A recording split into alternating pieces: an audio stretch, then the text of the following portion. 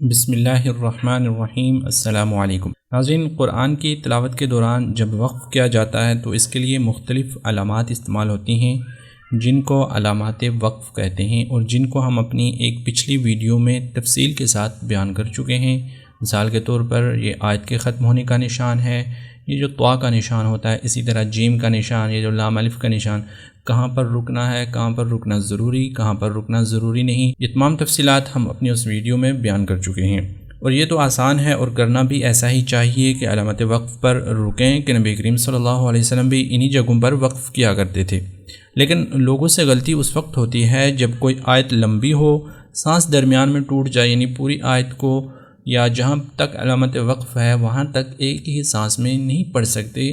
تو اکثر لوگ وقف کیسے کرتے ہیں، کس حرف کے اوپر کرنا چاہیے،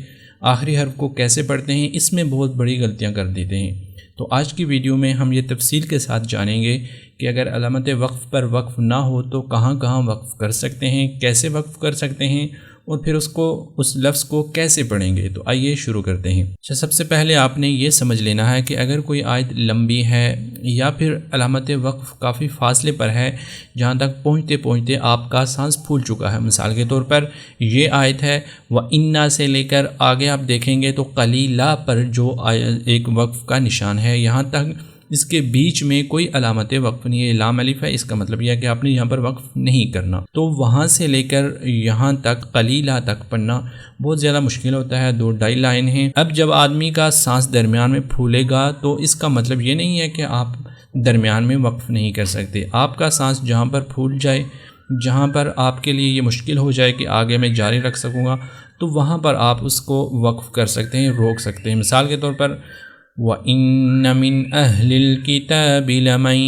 يُؤْمِنُ بِاللَّهِ وَمَا أُنزِلَ۔ اب یہاں پر انزلہ پر میرا سانس پھول چکا ہے، میں آگے نہیں پڑھ سکتا، تو یہاں پر میں وقف کر سکتا ہوں، وَمَا أُنزِلَ پڑھ لوں گا۔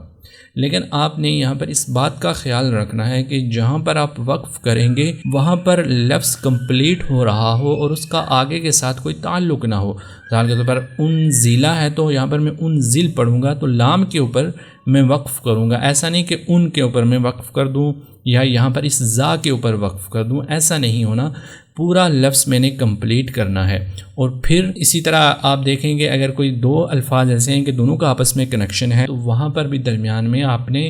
وقف نہیں کرنا، جیسا کہ من اہل الکتاب ہے، تو اگر یہاں پر دیکھیں تو اہل ہوگا تو میں چاہیے کہ اہل الکتاب پورا پڑھوں، من اہل پر نہ وقف کروں، کیونکہ جو آگے والا لفظ ہے وہ بھی ایک طور پر اسی کے ساتھ ملا ہوا ہے۔ اسی طرح ہے لَمَن یُؤْمِنُ ہے تو اسی کو لمن کے اوپر وقف نہ کریں، لَمَن یُؤْمِن کے اوپر وقف کریں۔ تو سب سے پہلی بات آپ نے یہ نوٹ کر لینی ہے کہ وقف آپ نے لفظ کو کمپلیٹ کر کے پڑھنا ہے، کسی لفظ کے درمیان میں وقف نہیں کرنا۔ دوسری بات جو سب سے اہم ہے کہ جب بھی ہم وقف کریں گے کسی آیت کے ختم ہونے پر، علامت وقف پر یا درمیان میں، تو جو آخری جو حرف ہوتا ہے جس لفظ کے اوپر آپ نے وقف کرنا ہے تو اس کا جو آخری حرف ہوگا وہی اثر انداز ہوگا، یعنی اس کو ہم یا تو ساکن پڑھیں گے یا کسی اور حرکت کے ساتھ پڑھیں گے۔ اس میں تھوڑی سی تفصیل ہے۔ مثال کے طور پر یہاں پر ہم نے وقف کیا وَمَا أُنزِلَ، تو دیکھیں یہ جو لام ہے یہ اصل میں انزلہ تھا، لیکن جب وقف ہوا اس کے اوپر تو یہ بن گیا انزل۔ تو آپ نے آخری حرف کو ساکن کر دینا ہے اس وقت کہ جب آخری حرف کے اوپر زبر ہو یا زیر ہو یا پیش ہو، یعنی ایک زبر ایک زیر یا ایک پیش، یا پھر دو زیر ہوں یا دو پیش ہوں، تو ان صورتوں میں آپ نے آخری حرف کو ساکن کر دینا۔ مثال کے طور پر وَإِنَّ مِنْ أَهْلِ الْكِتَابِ زیر ہے تو اہل الکتاب بھی کی جگہ کتاب پڑھیں گے۔ لَمَن یُؤْمِن نون کے اوپر پیش ہے تو اس کو بھی ساکن کر دیں گے، لَمَن یُؤْمِن ہو جائے گا۔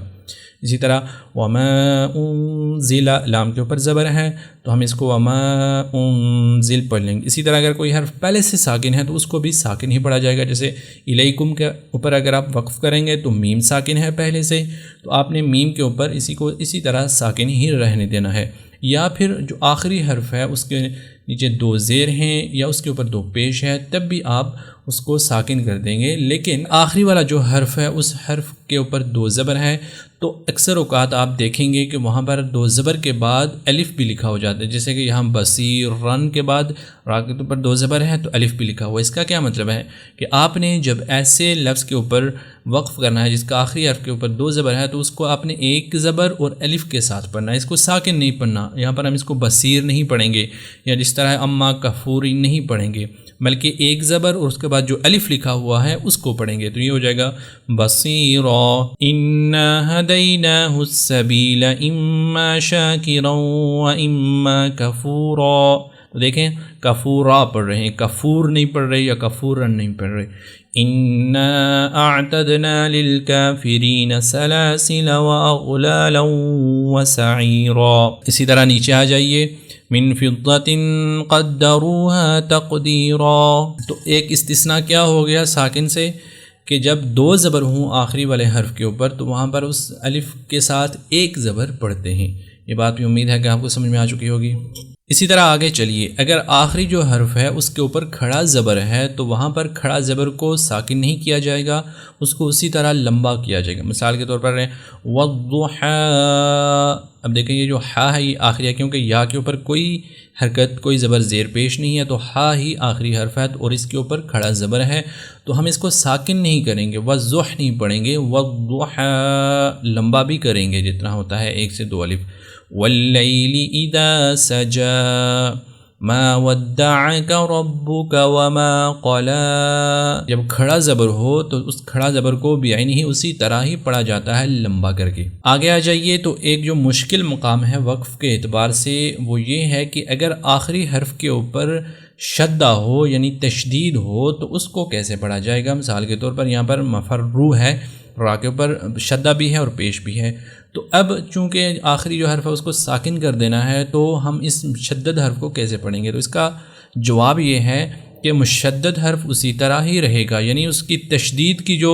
خصوصیت ہے کہ اس کو سختی کے ساتھ اور دبا کر پڑھنا ہے وہ تو پڑھا ہی جائے گا اسی طرح، لیکن صرف اس کے اوپر جو حرکت ہوگی نا تو وہ عام طور پر یہ ہوگی جس طرح دوسری حرکات کا حکم ہے اسی طرح، یعنی اگر زبر ہے، زیر ہے، پیش ہے، یا دو زیر ہے دو پیش ہے تو اس کو ہم ساکن کر دیں گے، اور اگر دو زبر ہے تو اس کو ایک زبر اور الف کے ساتھ پڑھیں گے، اور اگر کھڑا زبر ہے تو اس کو کھڑا زبر پڑھیں گے۔ مثال کے طور پر ہے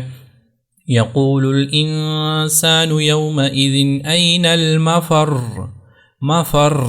تو ہم نے یہاں پر مفر را کو ساکن تو کیا لیکن اس کے اوپر شدہ کو قائم رکھا، یعنی اس کو سختی کے ساتھ پڑھا۔ اب ایک آپ نے خصوصی طور پر ایک بات کا ایک قاعدے کا خیال رکھنا ہے کہ بعض اوقات ایسا ہوتا ہے کہ جس لفظ کے اوپر آپ نے وقف کرنا ہے تو اس کا جو آخری حرف ہوتا ہے وہ تو آپ نے ساکن کرنا ہے، لیکن جو اس سے پہلے والا جو حرف ہوتا ہے وہ بھی ساکن ہوتا ہے، یعنی دو ساکن ایک ساتھ جمع ہو جاتے ہیں، تو اکثر لوگوں کو دیکھا گیا ہے کہ وہ پڑھتے وقت مشکلات کا شکار ہو جاتے ہیں اور صحیح طور سے وہ تلفظ نہیں ادا کر سکتے دو ساکنوں کا ایک ساتھ۔ مثال کے طور پر یہ سورۃ الفجر ہے، 30ویں پارے کی سورت ہے، یہاں پر آپ دیکھیں گے کہ آخری جو حرف ہے وہ را ہے، اور را سے پہلے جیم پہلے ہی صحیح ساکن ہے۔ جب ہم وقف کریں گے تو چونکہ را کے نیچے ایک زیر ہے تو ہمیں را کو بھی ساکن کرنا پڑے گا، تو اب جیم کو اور را کو دونوں کو ایک ساتھ ساکن پڑھنا یہ مشکل ہوتا ہے اکثر لوگوں کے لیے۔ اس کو پڑھنا ہے آپ نے والفجر،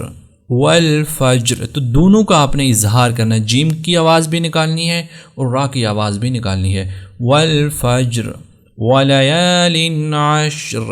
والشفع والوتر واللیل اذا یسر، تو دیکھیں پہلا حرف بھی ساکن ہے، دوسرا حرف بھی ساکن ہے، دونوں کی آواز کو ظاہر کرنا۔ اکثر لوگ پہلا والا حرف تو پڑھتے ہیں لیکن دوسرے حرف کی آواز نہیں نکالتے، مثلا والفجر پڑھیں گے، والفجر نہیں پڑھیں گے، ولیال عشر، تو اچھی طرح سے آپ نے دونوں کو ظاہر کر کے پڑھنا ہے۔ اچھا، ایک یہ مثال ہے کہ جب آخری حرف جس کے اوپر آپ وقف کر رہے ہیں اگر وہ گول تا ہے جس طرح کہ یہاں پر ہے تو اس تا کو آپ نے ہا کے ساتھ تبدیل کر دینا، جیسے علیہم بآنیہ، بآنیہ ہوگا جب ہم اس کے اوپر وقف کریں گے۔ اسی طرح آپ دیکھیں یہ من فضۃ ہے، تو اگر ہم نے اس فضہ کے اوپر وقف کریں گے تو یہ ہو جائے گا من